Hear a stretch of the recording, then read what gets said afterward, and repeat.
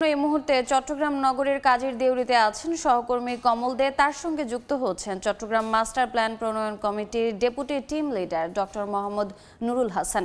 সরাসরি চলে যাচ্ছি কমলের কাছে। সরকারি সংস্থাগুলোর সমন্বয়হীনতার কারণে যে চট্টগ্রাম সড়কে অব্যবস্থাপনা এবং জনগণের যে ভোগান্তি হচ্ছে সেটি নিয়ে আমরা আলোচনা করব। আলোচনা যোগ দিয়েছেন চট্টগ্রাম যে মাস্টার প্ল্যানটি হতে যাচ্ছে তার deputy team leader doctor Nurul Hasan. Hasan ভাই, আপনাকে স্বাগত জানাচ্ছি। আপনার কাছে জানতে চাইব এই মুহূর্তে চট্টগ্রাম শহরের সড়কগুলোর অবস্থা কেমন? অনেক ধন্যবাদ।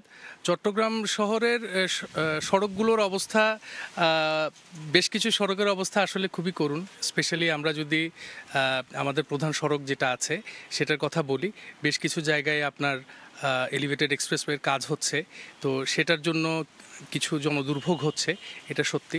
এছাড়াও আপনি জানেন ওয়াসার সুয়ারেজের যে সুয়ারেজের যে কাজটা চলছে তাতেও কিন্তু অনেকগুলো সড়ক আসলে ক্ষতিগ্রস্ত হচ্ছে। এবং ওই সময় যে জনগণের যে ভোগান্তিটা হচ্ছে, একজন জনগণ হিসেবে বলুন তো ভোগান্তিটা কেমন হয়? হ্যাঁ, ভোগান্তি অবশ্যই হয়।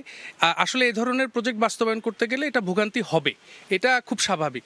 কিন্তু এখানে বিষয় হচ্ছে যে ভোগান্তি কতটুকু আমরা প্রশমন করছি, তার কি কোনো পরিকল্পনা আছে কিনা সেটা আমরা জানি না।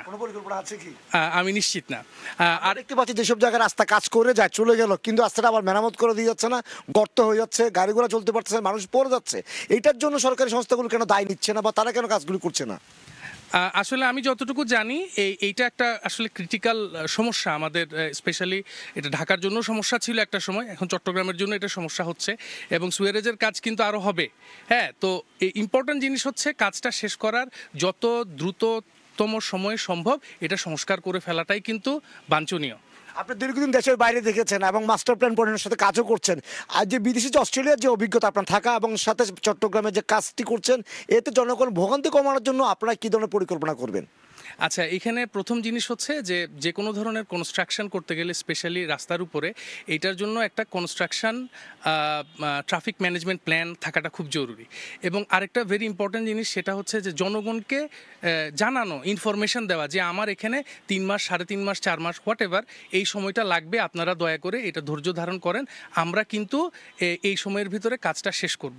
আরেকটা জিনিস হচ্ছে যে অল্টারনেট ব্যবস্থা কিন্তু রাখার চেষ্টা করে এইসব প্ল্যানে, যে অনেক ক্রিটিক্যাল জায়গায় অনেক দেখা যায় যে সেন্ট্রাল জায়গায় কাজ হচ্ছে, সেখানেও কিন্তু ওরা নির্বিঘ্নে কাজ করতে পারে, কারণ ওদের প্ল্যান থাকে অল্টারনেটিভলি কিভাবে গাড়ি চলাচল করবে সেটার জন্য কিন্তু তারা প্ল্যান করে। তো আমার কাছে মনে হয় এই ব্যাপারে আমরা এই ব্যবস্থাপনার বিষয়ে আমরা আসলে খুব দুর্বল।